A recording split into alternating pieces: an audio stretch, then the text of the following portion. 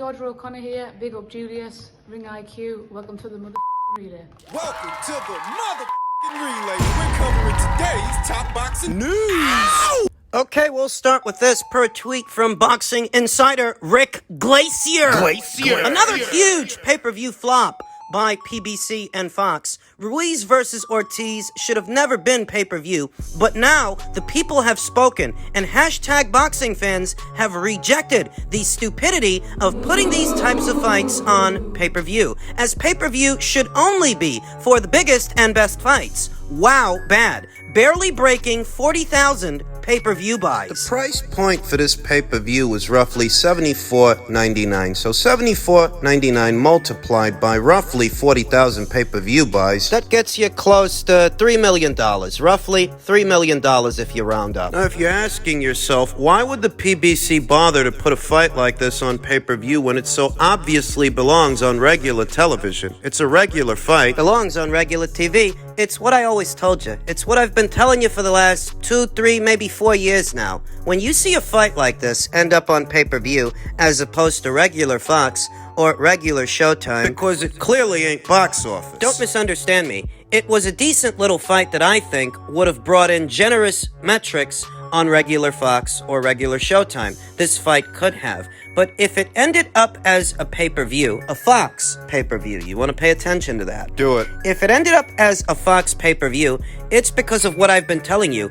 Fox is unhappy with the deal. And they don't want to fritter away dollars on PBC fights, PBC shows. Because they don't feel that they're getting anything out of it, getting anything out of putting on these shows, and getting anything out of the deal. If you pay attention to the numbers these PBC pay-per-views have been bringing in, they're really not astronomical numbers. Even the most generous PBC on Fox pay-per-view, Deontay Wilder versus Tyson Fury, which was a joint pay-per-view between Fox and ESPN, between PBC and Top Rank. That pay-per-view failed to break even. It lost money. And the third fight likely lost money as well, which is a part of how we got here, how we got to this point where Fox doesn't want to spend any money anymore. They don't want to foot the bill for none of this stuff. Per a tweet from boxing insider Marcos Villegas, Fox is pretty much done with boxing. They don't front the money for the pay-per-views, and they get a cut. It's PBC paying for production costs of the pay-per-view. And Fox makes sure to take a cut because it's happening on their platform. So how did they get to the point to where Fox doesn't want to spend money on any of their shows anymore? It's what I've been telling you for 3 or 4 years. The numbers that Errol Spence did with Mikey Garcia, that's decent for a debut, but it's nothing to write home about. Nothing astronomical. But it was decent for a debut. However, what he did with Sean Porter, what he did with Danny Garcia... The subsequent pay-per-views that followed brought in less pay-per-view buys and generated less revenue overall than the Mikey Garcia pay-per-view, which was Errol's debut. That's basically saying that since Errol debuted on pay-per-view, he wasn't able to bring in what he brought in with Mikey. He's been in a downward spiral, a downward trend. And you want to pay attention to that because Errol Spence Jr. was intended to be one of their flagship fighters on Fox. But he didn't deliver. He really didn't. Having debuted on pay-per-view with Mikey Garcia, they were unable to duplicate that success, unable to duplicate those metrics with the Sean Porter fight, the Danny Garcia fight, and what was supposed to be the Pacquiao fight, which was also supposed to be a pay-per-view on Fox. It didn't happen. Errol got injured, Ugas stood in his place. And once again, the numbers were low. The numbers are so low, you have to start to ask yourself, why are we even paying for this? If you're Fox, if you're the higher-ups at Fox, that's what you're going to start to ask yourself. What's the point? What the hell are we getting out of this? Spent all that money on the Wilder versus Fury rematch just for the rematch to not break even. You lost money on that thing. You likely lost more money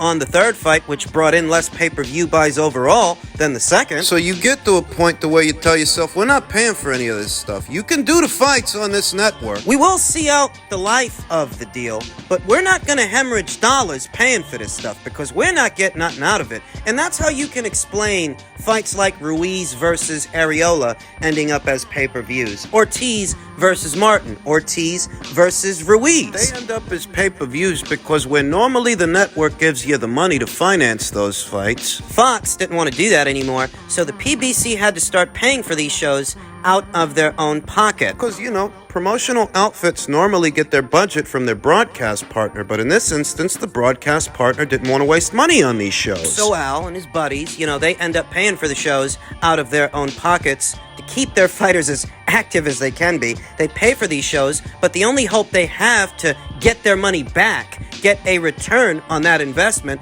is to stick it on pay-per-view, hoping that me and you will pay for it, hoping that me and you will foot the bill. But when me and you see what kind of fights... When guys like me and you see a fight like Ruiz versus Ortiz or Ortiz versus Martin is being billed as a pay-per-view... What we immediately think to ourselves is, we're not going to buy that. That's not value for money. We're getting better fights than that aren't pay-per-views on ESPN. Better fights than that aren't pay-per-views on DAZN. There's no way we're going to spend $74, $80 for that caliber of fight. So, the pay-per-view don't generate much money, doesn't generate much numbers. Case in point, look at what Rick Glacier's reporting in reference to the buy rate for Ruiz versus Ortiz. It's a vicious cycle, is what it is. It's a fight that generates roughly $3 million at the box office, $3 million on pay-per-view, and $1.4 million at the gate. And what you can't forget is that you have to account for the production costs, the operational costs it took to put the event together in the first place, as well as paying the fighters in the main event, the fighters on the undercard. And don't forget that Fox is going to take their cut. You look at these raw numbers, and you wonder if this event even broke even, because it's not just the fighters you have to pay. You're paying for the show. It's a lot of people, the staff, the production, the promotion. Looking at these raw figures, these raw numbers, $3 million at the box office, a little over $1 million at the gate, and you wonder if there's even a profit margin associated with this show. When Rick Glacier reports that it's a flop, based on those figures, I could definitely see that. This pay-per-view was reported to have two distributors, Fox and Fight TV, F-I-T-E TV. I don't know if the people at Fight TV gave them a little something off the top in order to be able to show it on their platform, but I don't imagine it was very much. This looks like a flop. And that's not the only woeful news in association with the PBC. Discussing Film posted an article which reads, Paramount is considering shutting down Showtime and shifting all of the content over to Paramount Plus. Paramount is the father company. Father company to Showtime. And the way that all of this pertains to boxing and boxing news is that the PBC's other broadcast partner, aside from Fox, who we just talked about in my previous segment, their other broadcast partner is Showtime. That's the other network that's been giving them a budget, the other network that's been giving them a platform. Yeah, before they jumped into bed with Fox, they already had a relationship with Showtime. Paramount Global is having early discussions about shutting down Showtime as a standalone service and migrating Showtime's slate of premium content into its flagship streamer, Paramount Plus. According to a Wall Street Journal report citing anonymous sources, Paramount has broached the idea of shuttering Showtime in talks with at least one major pay TV partner per the report. And that may or may not be good for the PBC. It all depends on how the people at Paramount feel. Do they feel that PBC shows and PBC broadcasts are premium content for the Showtime platform? According to company insiders, there are no imminent changes being contemplated for the Showtime brand. However, sources confirmed to Variety that the media conglomerate is floating the prospect of combining Paramount Plus and Showtime as part of long-term discussions with distributors. Meanwhile, next week, Sky Showtime, a joint venture between Comcast and Paramount Global, is launching in the Nordic countries Denmark and Finland. In a statement, Paramount did not directly address the question of whether Showtime will continue to exist long-term as a separate service. We are always exploring options to maximize the value of our content investment by giving consumers access to great Paramount content through an array of services and platforms, a company rep said in a statement to Variety. You see, this doesn't have to be bad news depending on how the content, as it were, is performing. If the content is doing well, it's bringing in good metrics, it's getting watched, and it's driving up subscriptions, then you ain't got nothing to worry about. But that's if that's what's going on. If that's not what's going on, Well, then you might have a problem. the PBC might. The WSJ report comes less than a month after Paramount combined Paramount Plus and Showtime into a single merged service, letting subscribers access content from both streamers in one place and offering discounts of up to 33% on the Paramount Plus Showtime bundle through October 2nd. Showtime's popular shows include Billions, Yellow Jackets, The Chi, and Dexter, New Blood. Fall premieres on the premium service include American Gigolo. Let the Right One In, and The Return of Your Honor, and The L Word, Generation Q. Content on Paramount Plus includes original series like 1883, Halo, Star Trek Discovery, and Secret Headquarters. And you will notice that there's absolutely no mention at all of Premier Boxing Champions, the PBC. That's not mentioned as a popular show. And while that doesn't necessarily mean that they're going to get the axe by default, It doesn't have to herald disaster. It doesn't have to be that way, not necessarily. That is the tier of programs you'd want to be categorized in. You would want to be amongst those programs, amongst those shows that are categorized as premium content, popular shows that get watched and boost subscriptions for the Showtime platform. Ideally, you would want to be thought of in that light on what could be the eve of this merger. you want to know where you stand, or worse, you do know where you stand, and you know. The numbers, as they were, they're not great. Earlier this year, Jermel Charlo and Brian Castano had their rematch, and that was the most watched fight the PBC has put on the Showtime platform all year.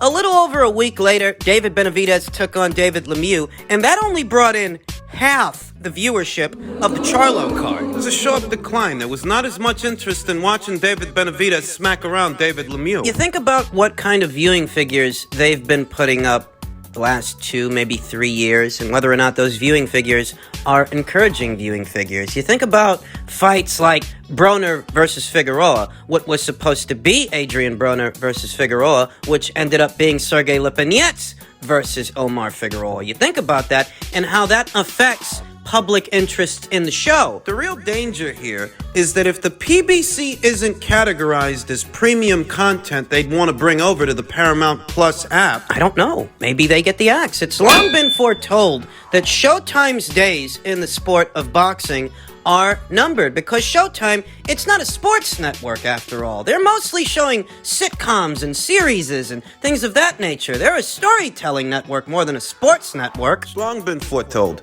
that Showtime's days in boxing are numbered, that Showtime boxing is going to go the same way as HBO boxing. Eventually, it won't be around. It's long been foretold, but we're not there yet. The article does say that any major changes are not imminent in reference to Showtime, but the idea is being thrown around, the idea is being broached, and if and when it comes to that, you want to know where you stand with Paramount. You want your content to be thought of as premium content, because if they don't bring you over for that merger, The easiest way to put it is that the people over there at Paramount are considering trimming the fat, removing what isn't necessary, and only focusing on what works, what people actually watch. And if that's not the PBC, then that's not the PBC. Now, we already see how things are going between the PBC and Fox, and how this might very well be Fox's last year in the sport of boxing. They will not renew. that's the word round the campfire. So, what happens to the PBC and all of their fighters? They must so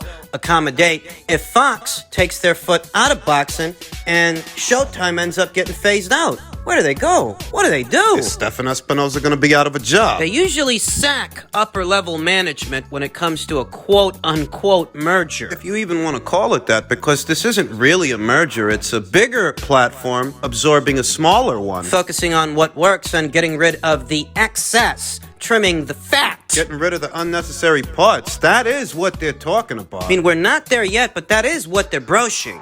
And just in keeping with the theme of all things PBC, Tyson Fury on Deontay Wilder versus Andy Ruiz Jr., well, considering the fact I don't like Wilder, and I do like Andy, I'd wholeheartedly want Andy to batter him. However, Wilder is a dangerous man, and I don't think Ruiz is slick enough to avoid a punch for 12 rounds. You know, oftentimes, when one guy beats another guy, he'll start to glorify him as a means to indirectly glorify himself for having beaten him. We see this a lot in boxing. We see this between Fury and Wilder, though in truth, I do think Fury's onto something. I don't think he's wrong. It would be very difficult for Andy Ruiz to avoid the straight right hand of Deontay Wilder when he just struggled to avoid the straight left hand of Luis Ortiz. The straight left hand he landed several times throughout the course of that match.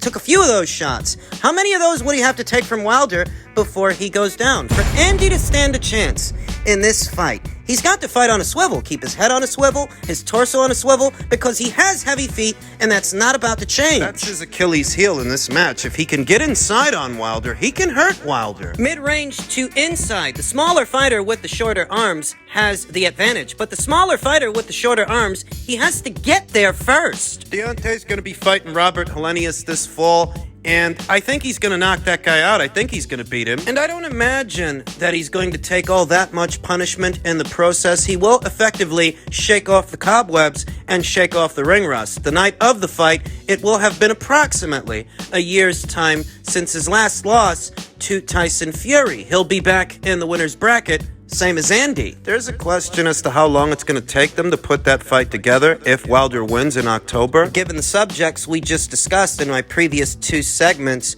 which platform will be showing the fight? This potentially being Fox's last year in the sport of boxing, it would presumably be Showtime that shows the match. Showtime that carries the fight, unless something changes. Deontay Wilder's not a young guy. He can't afford to spend any more time on the shelf. He's got to get active. He's got to get busy. I think that Deontay would go into an Andy Ruiz fight as the considerable favorite. He'd be the betting favorite with the bookies. Though Andy Ruiz, he's no stranger to beating the odds. That's exactly what he did when he fought Anthony Joshua the first time. The key to beating Wilder is putting him on his back foot, getting mid-range to inside and pressuring that guy. That's what Tyson Fury did, though. Andy Ruiz does not have the physical dimensions of a Tyson Fury, the mobility, the agility, and that is his Achilles heel in this match. He's got slow, heavy feet. If he can get mid-range to inside, he can do a lot of damage very quickly, but he's got to get mid-range to inside to do it. The only safe way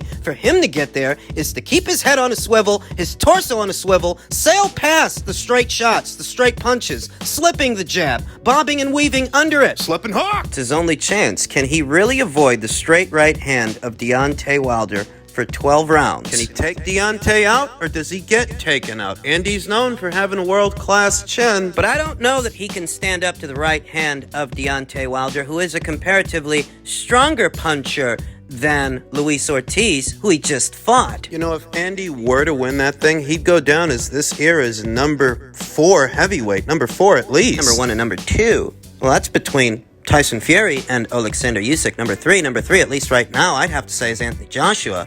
And number 4, well, that would be between Deontay Wilder and Andy Ruiz. Whoever wins between them.